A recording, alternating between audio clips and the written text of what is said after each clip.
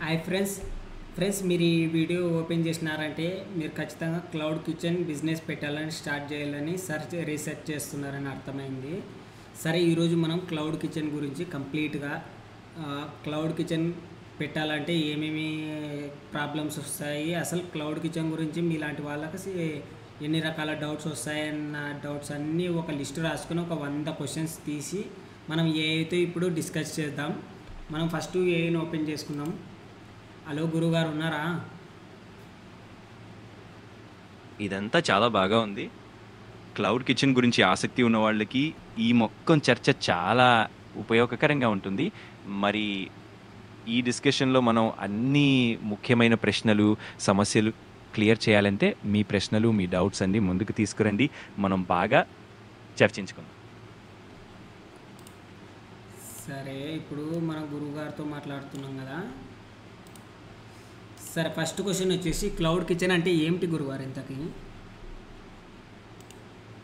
సరే, మరి cloud kitchen అంటే ఏంటంటే ఒక ఫిజికల్ డైనింగ్ స్పేస్ లేకుండా కేవలం ఆన్లైన్ ఆర్డర్స్ మీద ఆధారపడి ఫుడ్ తయారు చేసి డెలివరీ చేసే విధానం. ఇది తక్కువ పెట్టుబడితో ఎక్కువ మంది కస్టమర్లను చేరువ చేస్తుంది. అందువల్ల ఇది కొత్తగా బిజినెస్ ప్రారంభించాలనుకునే వాళ్లకు చాలా మంచిది. సరే, మన రెండో క్వశ్చన్ వచ్చేసి రెస్టారెంట్ లేకుండా ఇది ఎలా పనిచేస్తుంది? ఇది చాలా సింపుల్. క్లౌడ్ కిచెన్ ఆపరేట్ చేసేవి పూర్తిగా డిజిటల్ ఆర్డర్స్ మీద ఆధారపడుతుంది. కస్టమర్లు ఫుడ్ డెలివరీ యాప్స్ లేదా వెబ్సైట్స్ ద్వారా ఆర్డర్ చేస్తారు. ఆ ఆర్డర్ వచ్చిన తర్వాత కిచెన్లో ఆ ఫుడ్ రెడీ చేసి డెలివరీ పార్ట్నర్స్ ద్వారా కస్టమర్కి పంపిస్తారు. ఈ విధానం వల్ల రెస్టారెంట్ నిర్వహణకు అవసరమైన ఖర్చులు, మౌలిక వసతులు అవసరం లేకుండా సులభంగా బిజినెస్ చేయొచ్చు. మన మూడో క్వశ్చన్ వచ్చేసి మొదలు పెట్టడానికి ఎంత పెట్టుబడి అవసరం? ఇది వాస్తవానికిగా మీ ఉద్దేశాలు, లొకేషన్ మరియు మీరు ఎంత స్థాయిలో స్టార్ట్ చేయాలనుకుంటున్నారో దానిపై ఆధారపడి ఉంటుంది. ఒక చిన్న స్థాయిలో స్టార్ట్ చేయాలంటే తక్కువ పెట్టుబడితో కూడా మొదలు పెట్టవచ్చు.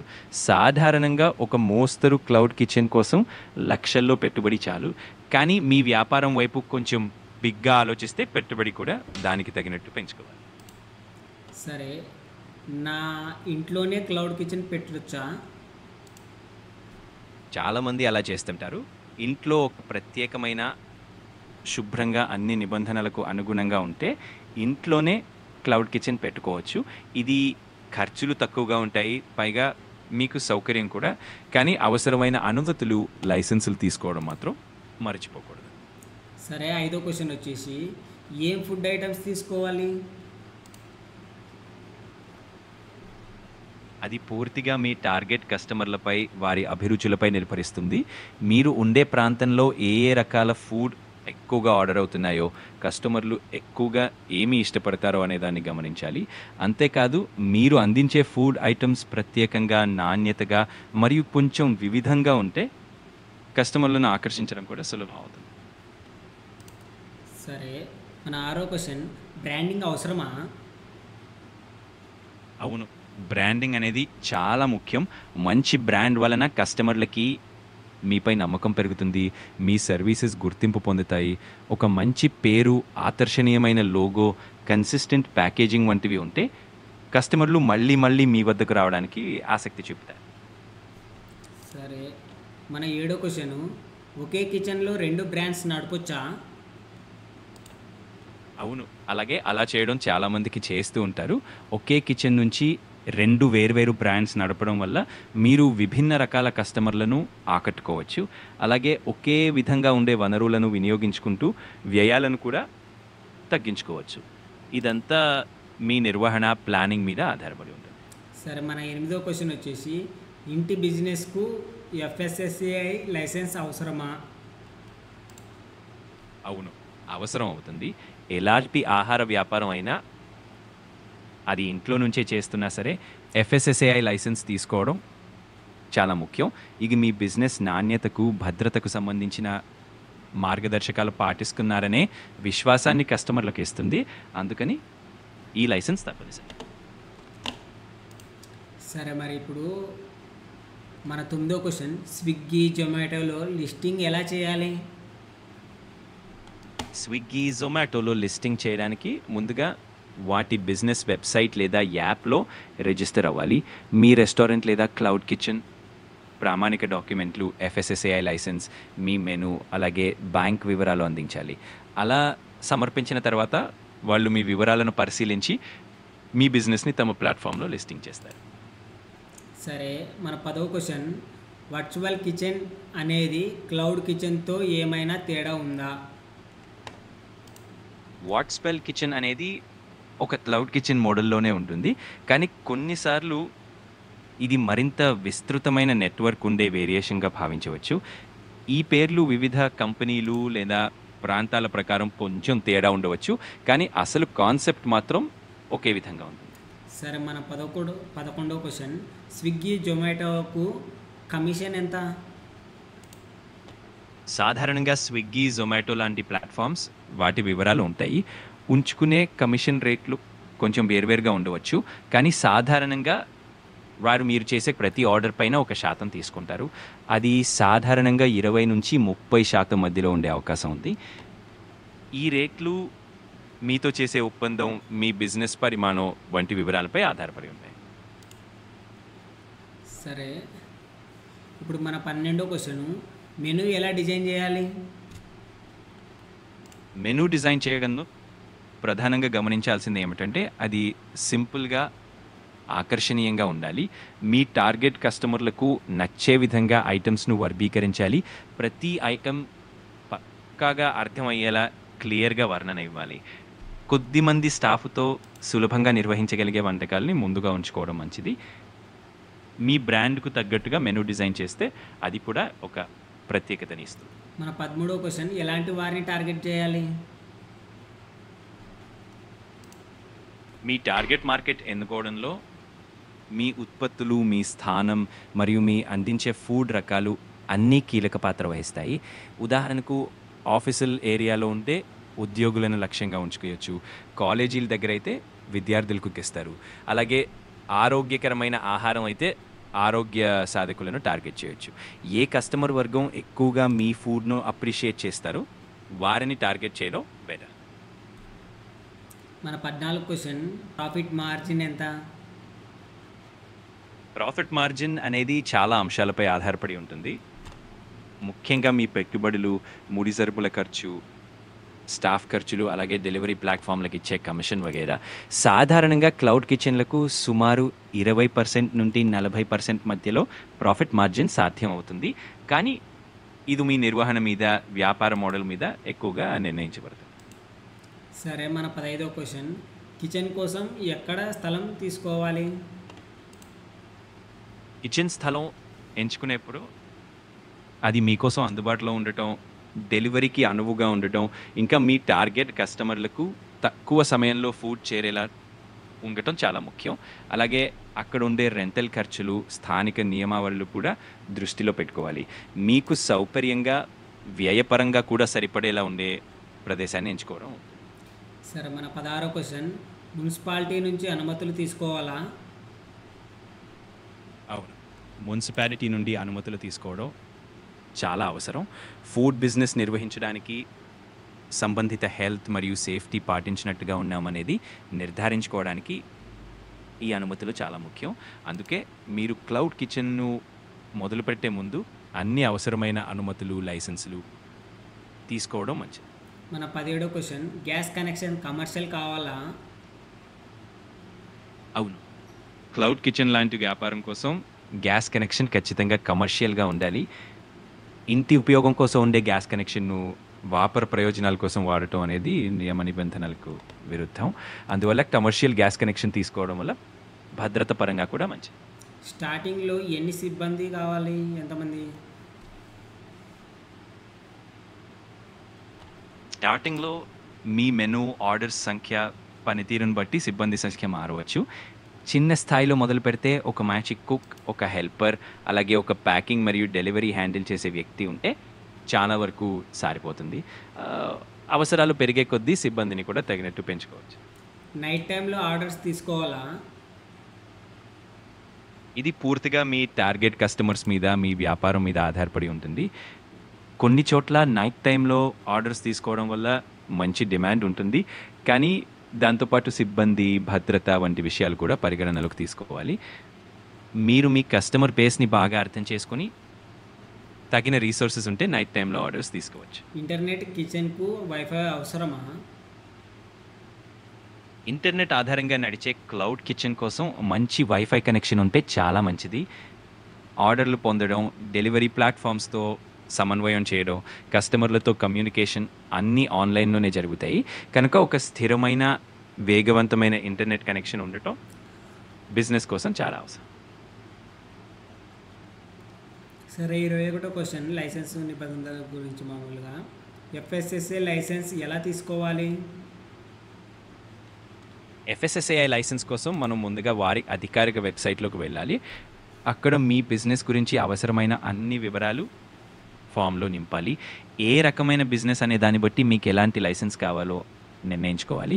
ఆన్‌లైన్‌లో అప్లై చేసిన తర్వాత అవసరమైన డాక్యుమెంట్స్ అప్లోడ్ చేసి ఫీజు చెల్లించాలి. దాంతో వారికి మీ అప్లికేషన్ ప్రాసెస్ చేయడం సులభం అవుతుంది. జిఎస్టీ అవసరమా? అవును. మీ బిజినెస్ టర్నోవర్ జీఎస్టీ పరిధిలోకి వస్తే జీఎస్టీ రిజిస్ట్రేషన్ తప్పనిసరి. ఇది మీ లావాదేవీలు పారదర్శకంగా ఉండటానికి, అలాగే పన్నులు సరైన విధంగా చెల్లించడానికి సహాయపడుతుంది. అందుకని మీ వ్యాపారం పెద్దది అవుతున్న కొద్దీ లేదా జీఎస్టీ రూల్స్ పరిధిలోకి వస్తే జీఎస్టీ రిజిస్ట్రేషన్ చేసుకోవడం మంచిది. కమర్షియల్ కిచెన్కి అవసరమైన ఇతర లైసెన్సులు ఏమిటి? కమర్షియల్ కిచెన్ కోసం ఎఫ్ఎస్ఎస్ఏఐ లైసెన్స్తో పాటు ఫైర్ సేఫ్టీ అనుమతి, మున్సిపాలిటీ ట్రేడ్ లైసెన్స్ మరియు కొన్ని చోట్ల లేబర్ డిపార్ట్మెంట్ అనుమతులు కూడా అవసరం అవుతాయి. అలాగే కాలువ నీతికి సంబంధించిన అనుమతులు, విద్యుత్ సరఫరా అనుమతులు వంటివి ఉండవచ్చు. మొత్తం మీద మీ ప్రాంతానికి సంబంధించిన అన్ని నియమావళిలు పాటించడంలో జాగ్రత్తగా ఉండాలి. ఫైర్ సేఫ్టీ సర్టిఫికేట్ అవసరమా? అవును. ఫైర్ సేఫ్టీ సర్టిఫికేట్ అనేది చాలా అవసరం. ఇది మీ కిచెన్లో భద్రతా ప్రమాణాలు సరిగ్గా ఉన్నాయా లేదా అన్నది నిర్ధారించడానికి ఉపయోగపడుతుంది. ఫైర్ సేఫ్టీ వల్ల మీ సిబ్బంది, కస్టమర్లు, ఆస్తి ఆల్ సురక్షితంగా ఉండటానికి ఇది చాలా ముఖ్యం. కాబట్టి ఇది కూడా తప్పనిసరిగా తీసుకోవడం మర్చిపోకూడదు. మున్సిపల్ ట్రేడ్ లైసెన్స్ అవసరమా? అవును. మున్సిపల్ ట్రేడ్ లైసెన్స్ అనేది కూడా చాలా అవసరం. ఈ లైసెన్స్ మీ వ్యాపారం ఆ ప్రాంతానికి సంబంధించిన అన్ని నియమాలు, నిబంధనలు పాటిస్తోందని నిర్ధారిస్తుంది. అంతేకాకుండా ఇది మీ వ్యాపారం లీగల్గా సరైన పద్ధతిలో నడుస్తోందని కూడా ఒక గుర్తింపు. అందుకని మీ క్లౌడ్ కిచెన్ వ్యాపారం నడపడానికి మున్సిపల్ ట్రేడ్ లైసెన్స్ తీసుకోవడం తప్పనిసరి. 26వ క్వశ్చన్ లైసెన్స్లన్నీ ఏజెంట్ ద్వారా తీయొచ్చా? అవును. లైసెన్స్లన్నీ ఏజెంట్ ద్వారా తీసుకోవచ్చు. అనుభవం కలిగిన ఏజెంట్ ఉంటే అతను అవసరమైన అన్ని డాక్యుమెంటేషన్, దరఖాస్తు ప్రక్రియల్లో మీకు ఎంతో సహాయం చేస్తారు. దీనివల్ల మీకు సమయం ఆదా అవుతుంది. అలాగే ఎలాంటి తప్పులు లేకుండా అన్ని అనుమతులు సులభంగా రాబట్టవచ్చు. మన 27వ క్వశ్చన్ హెల్త్ ఇన్స్పెక్షన్స్ వస్తాయా? అవును. హెల్త్ ఇన్స్పెక్షన్స్ అనేవి రెగ్యులర్గా ఉంటాయి. మీ మున్సిపాలిటీ లేదా సంబంధిత ఆరోగ్య పరిషత్ వారు ఎప్పటికెప్పుడు వచ్చి మీ కిచెన్లో హైజీన్ ప్రమాణాలు, ఆహార భద్రతా నిబంధనలు సరైన విధంగా పాటించుతున్నారా లేదా అనేది తనిఖీ చేస్తారు. అందుకని ఎల్లప్పుడూ అన్ని నిబంధనలను పాటిస్తూ ఉండటం చాలా ముఖ్యం. హోమ్ కిచెన్కి అనుమతిస్తారా? ఇది పూర్తిగా ఆయా ప్రాంతానికి ఉన్న నియమాలు, నిబంధనలపై ఆధారపడి ఉంటుంది. కొన్ని చోట్ల హోమ్ కిచెన్కి అనుమతులు ఇస్తారు, కానీ అందుకు అవసరమైన లైసెన్సులు, అనుమతులు మీరు తీసుకోవాలి.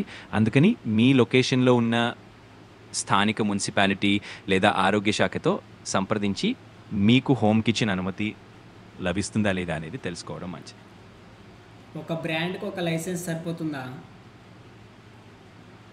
సాధారణంగా ఒకే బ్రాండ్ కింద ఉన్న ఒక్కొక్క కిచెన్కు వేరు లైసెన్సులు అవసరం అవుతాయి. ఎందుకంటే ప్రతి లొకేషన్లోనూ స్థానిక నియమాలు, ఆరోగ్య భద్రతా ప్రమాణాలు వేరువేరుగా ఉండవచ్చు. కాబట్టి ప్రతి కిచెన్కి దానికి సంబంధించిన లైసెన్సులు, అనుమతులను తీసుకోవడం అవసరం అవుతుంది. డాక్యుమెంట్స్ ఎలా రెడీ చేయాలి? డాక్యుమెంట్స్ రెడీ చేసుకోవడానికి ముందుగా మీకు అవసరమైన లైసెన్సులు, అనుమతుల జాబితా తెలుసుకోండి. సాధారణంగా బిజినెస్ రిజిస్ట్రేషన్ పత్రము, ఐడెంటిటీ ప్రూఫ్, అడ్రస్ ప్రూఫ్, మీ కిచెన్ ప్లాన్, FSSAI లైసెన్స్ కోసం అవసరమైన వివరాలు వంటివి ఉంటాయి. ప్రతి డాక్యుమెంట్ క్లియర్గా స్కాన్ చేసి అన్ని డీటెయిల్స్ సరిచూసి అవసరమైన ఫార్మాట్లో ఉంచుకోవడం మంచిది. ఇలా ముందుగా రెడీగా ఉంచుకుంటే దరఖాస్తు ప్రక్రియ వేగంగా సులభంగా పూర్తి అవుతుంది. సరే, ఒక రోజుకి ఎంత స్టాక్ అవసరం? ఇది పూర్తిగా మీ బిజినెస్ పరిమాణం మీద, మీకు వచ్చే ఆర్డర్ల మీద ఆధారపడి ఉంటుంది. మొదట కొన్ని రోజులు ఆర్డర్లను గమనించి వాటి ప్రకారం స్టాక్ను అంచనా వేసుకోవచ్చు. కొద్దిగా అదనంగా స్టాక్ ఉంచుకుంటే సేఫ్, కానీ అనవసరంగా ఎక్కువ స్టాక్ ఉంచుకుంటే వృధా అవుతుంది. క్రమం తప్పకుండా ఆర్డర్లను గమనిస్తూ కొంత అనుభవం వచ్చాక మీకు సరైన బరువు, స్టాక్ అంచనా సులభం అవుతుంది. స్టాక్ మేనేజ్మెంట్ ఎలా చేయాలి? స్టాక్ మేనేజ్మెంట్ సజావుగా ఉండాలంటే ప్రతిరోజు వినియోగం గమనించడం, సరైన రికార్డులు ఉంచడం చాలా ముఖ్యం.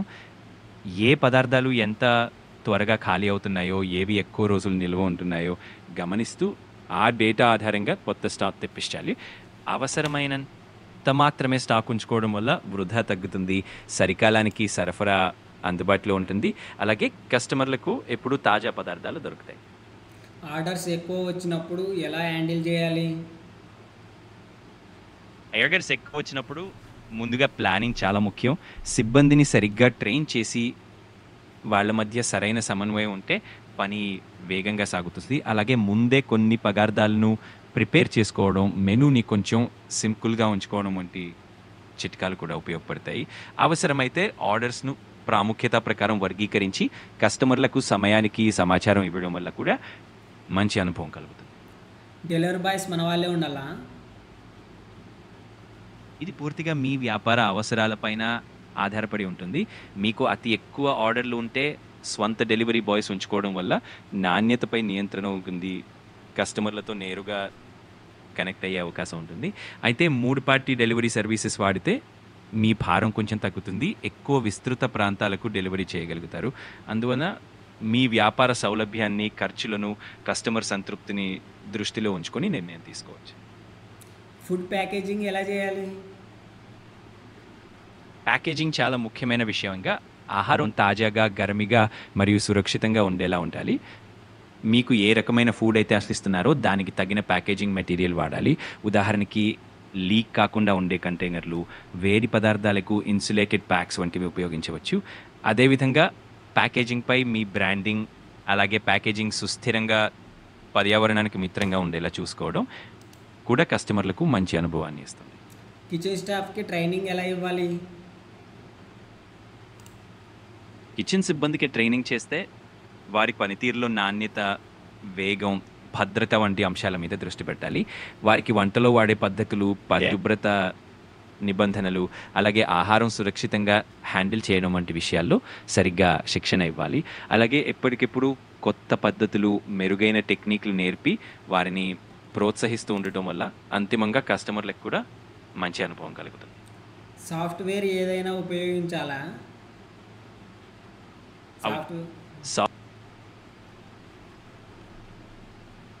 సాఫ్ట్వేర్ లాంటి సాధనాలు వాడితే stock management, order tracking, billing వంటి పనులు చాలా సులభం అయిపోతాయి. అంతేకాదు సిబ్బంది పనితీరు గమనించడం, కస్టమర్లకు వేగంగా సేవలు అందించడం కూడా సులభంగా అవుతుంది.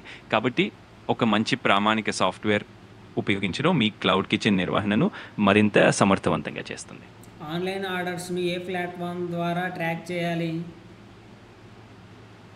మీరు ఆన్లైన్ ఆర్డర్స్ ట్రాక్ చేయడానికి ముందుగా మీకు అనువైన ప్లాట్ఫామ్ ఏదో అనేదాన్ని నిర్ణయించుకోవచ్చు. స్విగ్గీ, జొమాటో వంటి డెలివరీ ప్లాట్ఫామ్స్ ఉపయోగిస్తే వాటి డాష్బోర్డ్స్లోనే అన్ని ఆర్డర్స్ కనిపిస్తాయి. లేదంటే మీ స్వంత వెబ్సైట్ లేదా యాప్ ఉంటే అటువంటి ప్లాట్ఫామ్స్కి అనుగుణంగా ఆర్డర్ మేనేజ్మెంట్ సాఫ్ట్వేర్ వాడవచ్చు. ఇలాంటివి వాడటం వల్ల మీరు సమర్థవంతంగా ఆర్డర్స్ను ట్రాక్ చేసి త్వరగా డెలివరీ చేయగలుగుతారు. సరే, అప్పుడప్పుడు ఎర్రర్ వచ్చినప్పుడు ఎలా ఫిక్స్ చేయాలి? ఎవరైనా చిన్న తప్పిదాలు జరిగినప్పుడు ముందుగానే సిబ్బందికి ఒక స్పష్టమైన ప్రోటోకాల్ ఉండేలా చూసుకోవడం చాలా ముఖ్యం. ఏదైనా తప్పు గమనించగానే వెంటనే ఆ సమస్యని పరిష్కరించే ప్రయత్నం చేయాలి. అలాగే ఆ తప్పిదం నుంచి ఏం నేర్చుకోవచ్చో కూడా అర్థం చేసుకోవాలి. కస్టమర్లతో కూడా ఓపెన్గా, నమ్మకంగా కమ్యూనికేట్ చేస్తూ వారి సమస్యను త్వరగా పరిష్కరించడంలో దృఢతగా ఉండాలి. కొత్త డిష్ ఇంట్రడ్యూస్ చేయాలంటే ఎలా? కొత్త ఏజ్ని కూడా కొంచెం ఎక్సైట్మెంట్తో పరిచయం చేయొచ్చు. దాని వెనుక ఉన్న కథ, ప్రత్యేకత, రుచి గురించి కస్టమర్లకు చెబితే వాళ్ళలో ఆసక్తి పెరుగుతుంది. శాంపుల్గా కొన్ని టేస్టింగ్ సెషన్లు పెట్టడం, సోషల్ మీడియాలో ఫోటోలు, వీడియోలు వంటివి పంపడం వల్ల కొత్త డిష్ని అందరూ ఆసక్తిగా ఆర్డర్ చేస్తారు. క్లౌడ్ కిచెన్కు బ్రాండింగ్ అవసరమా? అవును, క్లౌడ్ కిచెన్కు బ్రాండింగ్ చాలా అవసరం. మంచి బ్రాండింగ్ వల్ల మీ కిచెన్కి ఒక ప్రత్యేకమైన గుర్తింపు వస్తుంది, కస్టమర్లకు నమ్మకం పెరుగుతుంది, అలాగే పోటీలో నిలబడడానికి సహాయపడుతుంది. అందుకే మంచి పేరు, ఆకర్షణీయమైన లోగో, అలాగే కన్సిస్టెంట్ ప్యాకేజింగ్ వంటి వాటిని ఉపయోగించడం చాలా మంచిది. లోగో అండ్ నేమ్ ఎలా సెలెక్ట్ చేయాలి? మీ బ్రాండ్ పేరు మరియు లోగో ఎంచుకునేటప్పుడు అది సులభంగా గుర్తులో నిలిచేలా, యునిక్గా మీ బిజినెస్ యొక్క థీమ్కి సరిపోయేలా ఉండాలి. మీ టార్గెట్ ఆడియన్స్ను దృష్టిలో ఉంచుకొని వారికి ఎలాంటి పేర్లు, డిజైన్లు ఆకర్షణీయంగా ఉంటాయో అలా ఆలోచించాలి. మీరు నమ్మకమైన డిజైనర్ సహాయం తీసుకోవచ్చు, లేదా ఆన్లైన్ టూల్స్ ఉపయోగించి కొన్ని వెర్షన్లు ట్రై చేసి వాటిలో నచ్చినగా ఎంచుకోవచ్చు. సరే, సోషల్ మీడియా మార్కెటింగ్ అవసరమా? అవును, సోషల్ మీడియా మార్కెటింగ్ చాలా అవసరం, ముఖ్యంగా క్లౌడ్ కిచెన్ లాంటి వాటికి. దీనివల్ల మీరు మీ బ్రాండ్ని విస్తృతంగా ప్రచారం చేయవచ్చు, కొత్త కస్టమర్లను ఆకర్షించవచ్చు, అలాగే మీ ఉన్న కస్టమర్లతో కూడా బంధాన్ని బలోపేతం చేసుకోవచ్చు. అందువల్ల రెగ్యులర్గా పోస్టులు పెడుతూ మీ వంటకాల ఫోటోలు, రివ్యూలు, ఆఫర్లు ఇలా వివిధ రకాలుగా మీ బ్రాండ్ని ప్రోత్సహించడం చాలా మంచిది. స్విగ్గీలో టాప్ ర్యాంక్ ఎలా రావాలి? స్విగ్గీలో టాప్ ర్యాంక్ రాగాలంటే ముందుగా క్వాలిటీ, క్వాంటిటీ రెండూ మెయింటైన్ చేయాలి. కస్టమర్ రివ్యూలు, రేటింగ్స్ బాగా ఉండేలా చూసుకోవాలి. డెలివరీ వేగం, ఆహారం తాజాదనం, ప్యాకేజింగ్ ఆల్ కన్సిస్టెంట్గా ఉండాలి. అలాగే ప్రత్యేకమైన ఆఫర్లు, డిస్కౌంట్లు కూడా కస్టమర్లను ఆకర్షిస్తాయి. ఈ విధంగా చేస్తూ ఎప్పటికెప్పుడు కస్టమర్ సంతృప్తిని పెంచుకుంటూ పోతే స్విగ్గీలో మీ ర్యాంక్ నెమ్మదిగా మెరుగవుతుంది. ఇన్ఫ్లుయెన్సర్స్తో ప్రమోట్ చేయొచ్చా? అవును, ఇన్ఫ్లుయెన్సర్స్తో ప్రమోట్ చేయడం చాలా మంచి ఆలోచన. వాళ్ళ వల్ల మీ బ్రాండ్ను కొత్త ఆడియన్స్ దృష్టికి తీసుకెళ్ళొచ్చు, విశ్వాసాన్ని పెంచవచ్చు, ముఖ్యంగా వారి ఫాలోవర్స్ మీద కూడా మంచి ప్రభావం చూపించవచ్చు. అందుకే మీ టార్గెట్ ఆడియన్స్కు సరిపోయే ఇన్ఫ్లుయెన్సర్లను ఎంచుకుంటే ఆ ప్రమోషన్ మరింత విజయవంతం అవుతుంది. డిస్కౌంట్స్ ఇవ్వాలా? అవును, కస్టమర్లను ఆకర్షించడానికి డిస్కౌంట్లు చాలా చక్కగా పనిచేస్తాయి. వీటి వల్ల కేవలం కొత్త కస్టమర్లనే కాకుండా ఇప్పటికే ఉన్న కస్టమర్లను కూడా మళ్ళీ మీ వద్దకు రప్పించవచ్చు. అయితే డిస్కౌంట్లు ఇస్తున్నప్పుడు వాటి వల్ల మీ లాభ నష్టాలు కూడా దృష్టిలో ఉంచుకోవడం ముఖ్యం. ఎందుకంటే దీర్ఘకాలంలో బిజినెస్ బాగుండాలి కదా. ఫస్ట్ ఆర్డర్ ఫ్రీ చేయడం మంచిదా? కొన్ని సందర్భాల్లో ఫస్ట్ ఆర్డర్ ఫ్రీగా ఇవ్వడం మంచి ఆకర్షణీయమైన ఆలోచన అవుతుంది.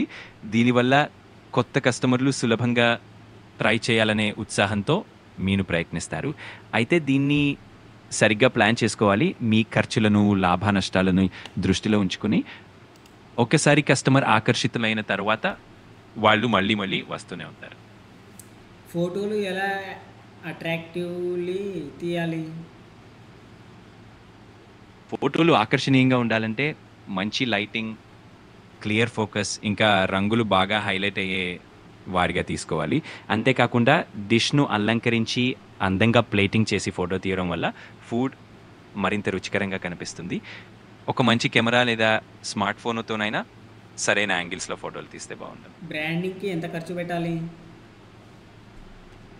బ్రాండింగ్ ఎంత ఖర్చు వేసుకుందో పూర్తిగా మీ వ్యాపార పరిమాణం, మీ లక్ష్యాలు, ఇంకా మీ బడ్జెట్ మీద నిర్ణయించుకోవచ్చు. చిన్న స్థాయిలో అయితే సోషల్ మీడియా, లోగో డిజైన్, కొంచెం మార్కెటింగ్ మెటీరియల్ వంటి వాటితో మొదలు పెట్టవచ్చు. పెద్ద స్థాయిలో అయితే ప్రొఫెషనల్ ఏజెన్సీల సహాయం తీసుకుంటూ మరింత విస్తృతమైన ప్రచారాలు చేయవచ్చు. మొత్తానికి మీ వ్యాపార అవసరాలకు తగినట్టు మీరు ఎంత ఖర్చు పెట్టాలనుకుంటున్నారో దాన్ని చూసుకొని నిర్ణయం తీసుకోవడం మంచిది.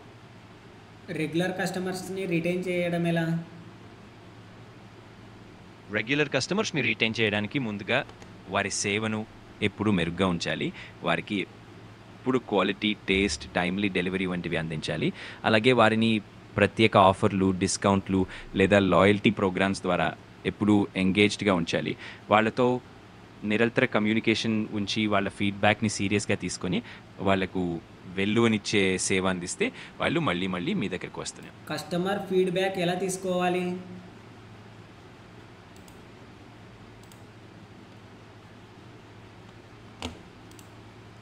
కస్టమర్ ఫీడ్బ్యాక్ తీసుకోవడానికి చాలా సులభమైన మార్గాలు ఉన్నాయి. ఒకవైపు ఆర్డర్ అయిన తర్వాత వాట్సాప్ లేదా ఎస్ఎంఎస్ ద్వారా చిన్న లింక్ పంపి ఆన్లైన్ సర్వే ద్వారా ఫీడ్బ్యాక్ తీసుకోవచ్చు.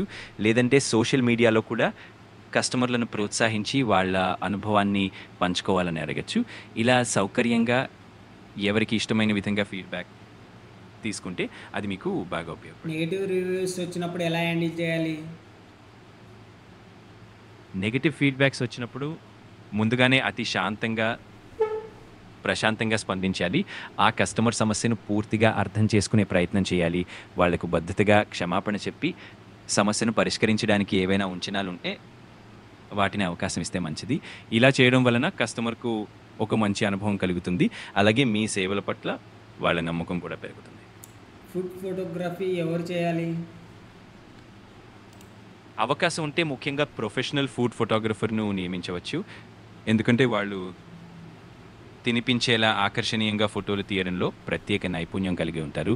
అలాంటి అవకాశం లేకపోతే మీ సిబ్బందిలో ఫోటోగ్రఫీపై ఆసక్తి ఉన్న వారికి సరైన శిక్షణ ఇచ్చి బాగిన్న కెమెరా లేదా మంచి ఫోన్తో ఫోటోలు తీయించవచ్చు. అనేది ఫోటోల పట్ల క్వాలిటీ మెయింటైన్ చేయాలి. కస్టమర్ కంప్లైంట్స్ ఎలా హ్యాండిల్ చేయాలి?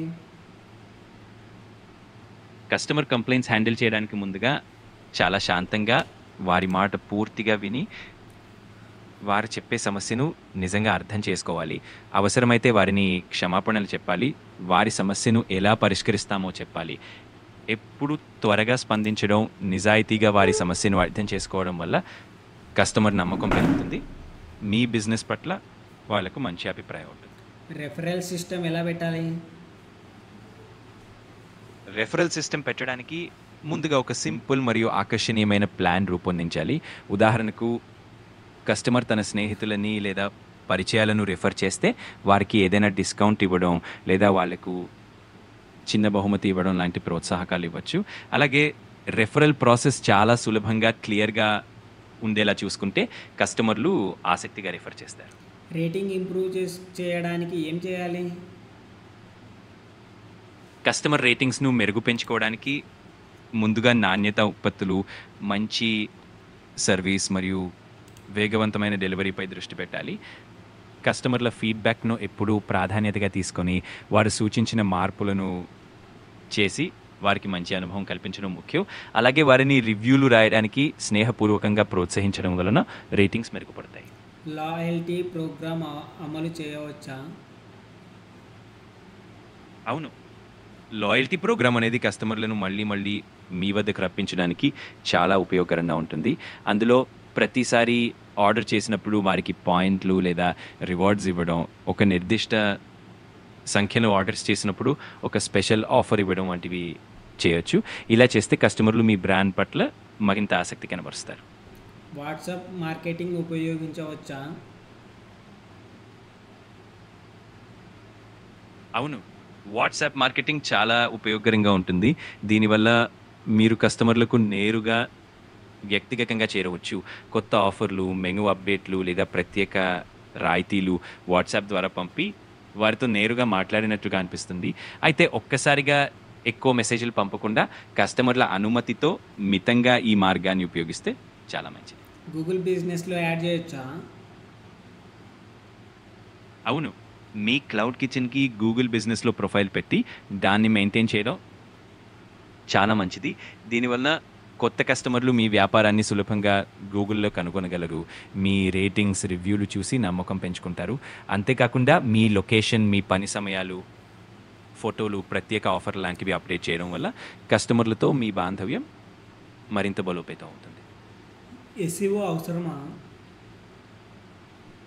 అవును, ఎస్ఈఓ చాలా అవసరం. ఎందుకంటే అది మీ వెబ్సైట్ కానీ మీ ఆన్లైన్ ప్రెజెన్స్ కానీ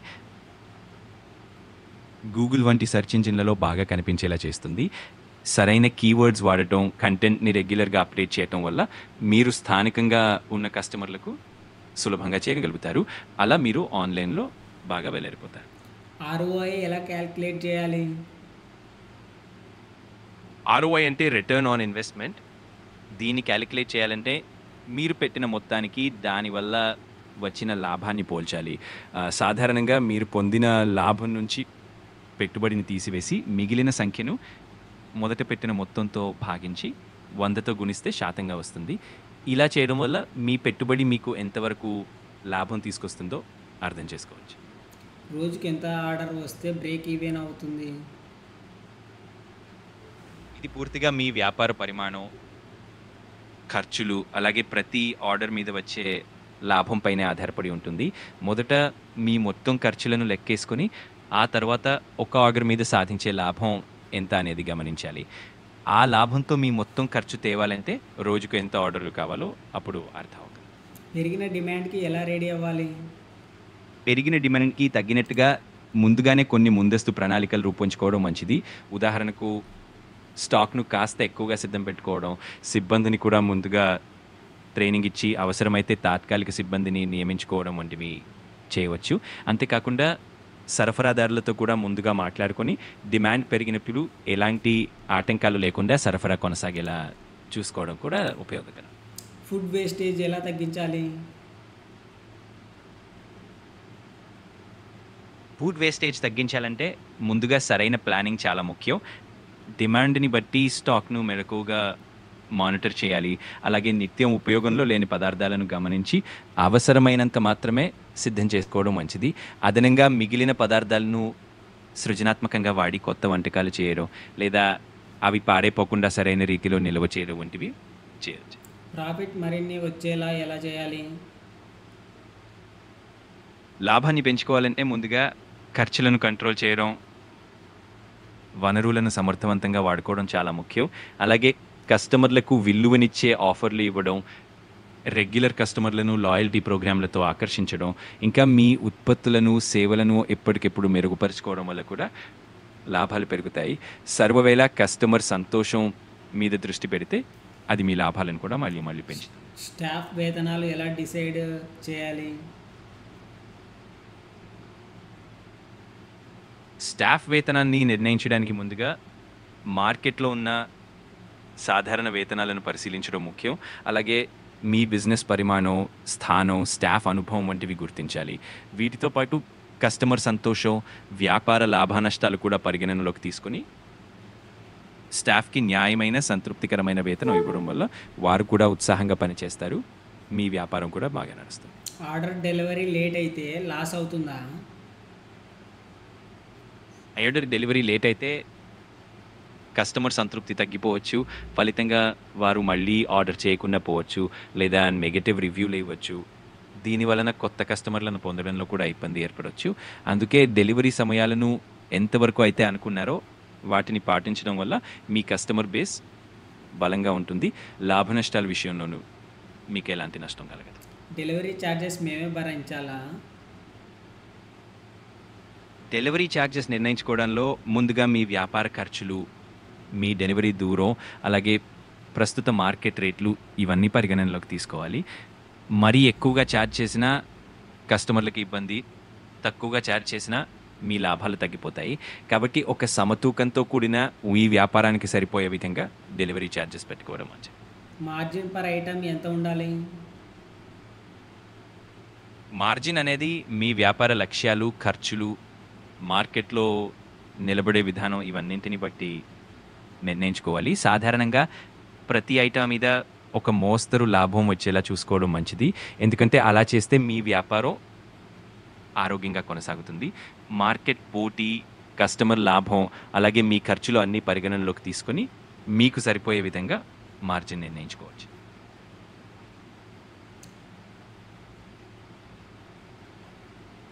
మార్జిన్ పర్ మెనూలో ఎంత వెరైటీ ఉండాలి? మెనూలో ఎంత వెరైటీ ఉండాలి?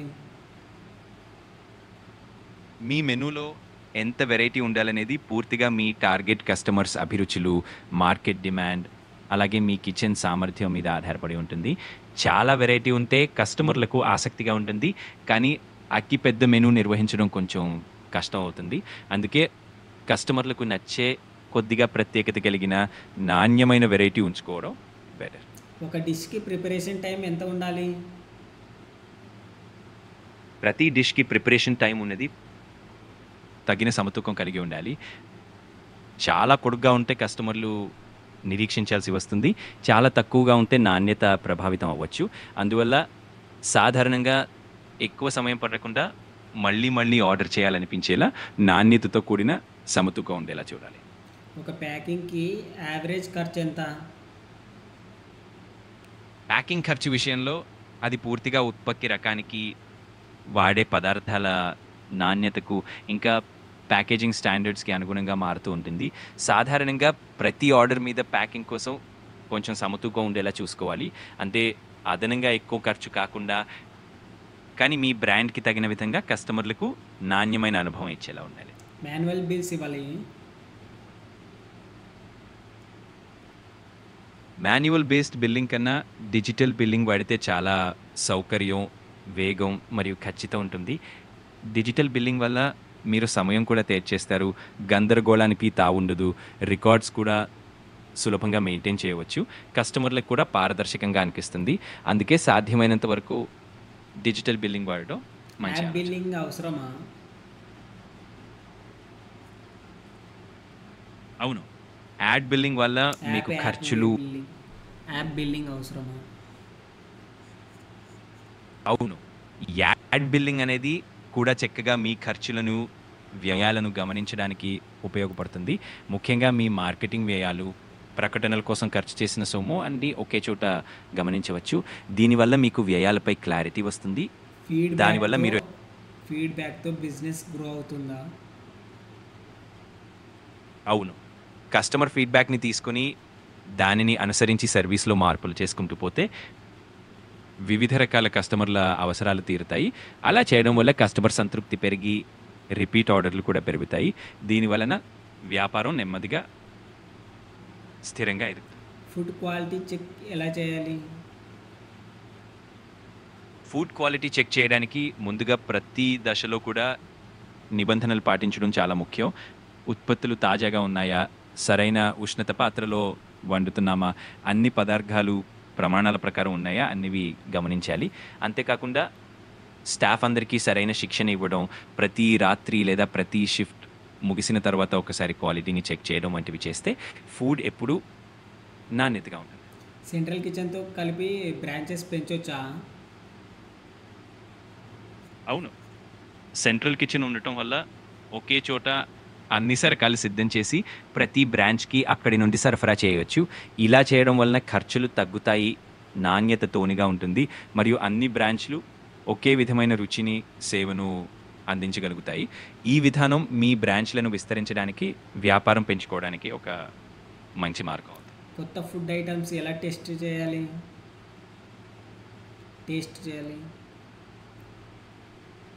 ఫుడ్ ఐటమ్స్ని ఎలా టెస్ట్ చేయాలంటే ముందుగా వాటిని ఒక చిన్న స్కేల్లో తయారు చేసి మీ టీంతోనో, నమ్మకమైన కస్టమర్లతోనో రుచి చూడడం మంచిది.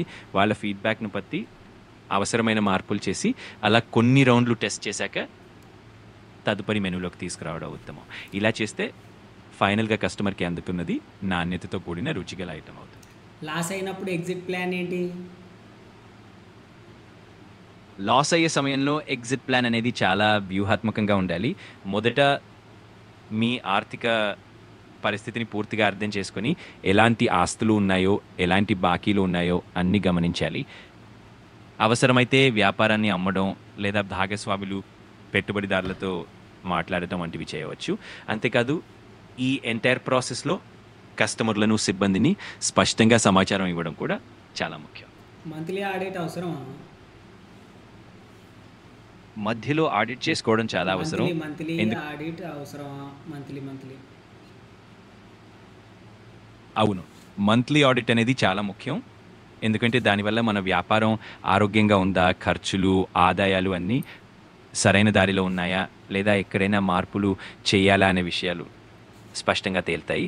అలాగే చిన్న సమస్యలు ఉన్న వాటిని వెంటనే గుర్తించి తగిన సమయంలో సరిదిద్దుకోవచ్చు. అకౌంటింగ్ ఎలా చేయాలి? అకౌంటింగ్ చేయడంలో ప్రతిరోజు లావాదేవీలను క్రమంగా రికార్డ్ చేయడం, ఖర్చులు ఆదాయాలను స్పష్టంగా వర్గీకరించడం చాలా ముఖ్యం. ఏదైనా సాఫ్ట్వేర్ వాడినా లేక మాన్యువల్గా రాసిన ప్రతి లావాదేవీని రోజు నమోదు చేస్తే నెలకోసారి లేక సంవత్సరం చివరిలో గణనలు చేసుకునేంత సులభంగా ఉంటుంది. ఫ్రాంచైజెస్ ఇవ్వచ్చా? అవును, ఫ్రాంచైజీలు ఎస్ఈఓ ఉపయోగించవచ్చు. ఎందుకంటే ప్రతి ఫ్రాంచైజీకి స్థానికంగా గూగుల్లో కనిపించేలా చేయడంలో ఇది చాలా సహాయపడుతుంది.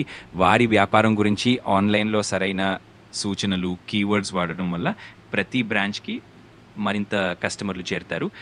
వారి వ్యాపారం కూడా బాగా విస్తరించడానికి అవకాశం ఉంది. డిజిటల్ పేమెంట్స్ ఎలా తీసుకోవాలి? డిజిటల్ పేమెంట్స్ తీసుకోవడానికి మీరు సులభంగా ఆన్లైన్ పేమెంట్ గేట్వేలను వాడవచ్చు. ఉదాహరణకు UPI, credit cards, debit cards లేదా వాలెట్లు వంటి పద్ధతులను అందించవచ్చు. ఇవి కస్టమర్లకు కూడా సురక్షితంగా, వేగంగా ఉంటాయి. అలాగే డిజిటల్ లావాదేవీలు రికార్డ్స్ని కూడా సులభంగా నిర్వహించడానికి సహాయపడతాయి. క్యాష్ ఆన్ డెలివరీ మంచిదా? కస్టమర్లకు కన్వీనియంట్గా ఉండటం వల్ల క్యాష్ ఆన్ డెలివరీ కూడా ఒక మంచి ఆప్షన్. ఎందుకంటే చాలామంది ఇంకా ఆ విధానాన్ని నమ్ముతూ ఉంటారు. అయితే క్యాష్ ఆన్ డెలివరీ వల్ల కొన్నిసార్లు రిస్క్ ఉండొచ్చు. ఎందుకంటే డెలివరీ సమయంలో క్యాష్ హ్యాండిల్ చేయాల్సి వస్తుంది. కాబట్టి ఈ ఆప్షన్ని అందిస్తూనే డిజిటల్ పేమెంట్ ఆప్షన్స్ని కూడా ప్రోత్సహించడం మంచిది. సేల్స్ రికార్డ్ ఎలా నిర్వహించాలి? సేల్స్ రికార్డ్స్ను నిత్యం క్రమంగా నమోదు చేస్తూ ఒక విశ్వసనీయమైన సాఫ్ట్వేర్ లేదా పద్ధతి వాడటం చాలా మంచిది. ప్రతి ట్రాన్సాక్షన్ వివరాలను స్పష్టంగా వర్గీకరించి ఉంచడం వల్ల తర్వాత ఎప్పుడైనా విశ్లేషణ చేయడానికి, లావాదేవీలను గమనించడానికి సులభంగా ఉంటుంది. అలాగే రెగ్యులర్గా ఆ రికార్డ్స్ని రివ్యూ చేస్తూ ఏవైనా తప్పులు ఉంటే వాటిని సరిదిద్దుకుంటూ పోతే వ్యాపారం పట్ల స్పష్టత ఉంటుంది. ఇన్వెంటరీ సాఫ్ట్వేర్ అవసరమా? అవును, ఇన్వెంటరీ సాఫ్ట్వేర్ ఉంటే స్టాక్ను చాలా సులభంగా కంట్రోల్ చేయవచ్చు. ఏ పదార్థం ఎప్పుడు తగ్గుతోంది, ఏది ఎక్కువగా వాడుతున్నాం, ఏవి త్వరగా మిగిలిపోతున్నాయో అన్నవి తేలిగ్గా తెలుస్తాయి. దీనివలన ఖర్చులు తగ్గించుకోవచ్చు, సమయం ఆదా అవుతుంది. మొత్తానికి వ్యాపారం మరింత సమర్థంగా నడుస్తుంది. రీఫండ్ పాలసీ అంటే ఏంటి? రీఫండ్ పాలసీ అంటే కస్టమర్కు ఏదైనా సమస్య వచ్చినప్పుడు లేదా వారు ఉత్పత్తిని తిరిగి ఇవ్వాలనుకుంటే అప్పుడు వాళ్లకు డబ్బు తిరిగి ఎలా చెల్లిస్తామనే దానిపై ఉండే ఒక స్పష్టమైన విధానం. ఇది వ్యాపారం మీద నమ్మకాన్ని పెంచుతుంది, కస్టమర్లకు కూడా భద్రతగా అనిపిస్తుంది, మంచి అనుభవం ఇస్తుంది. కంప్లైంట్స్ లాగ్ బుక్ అవసరమా?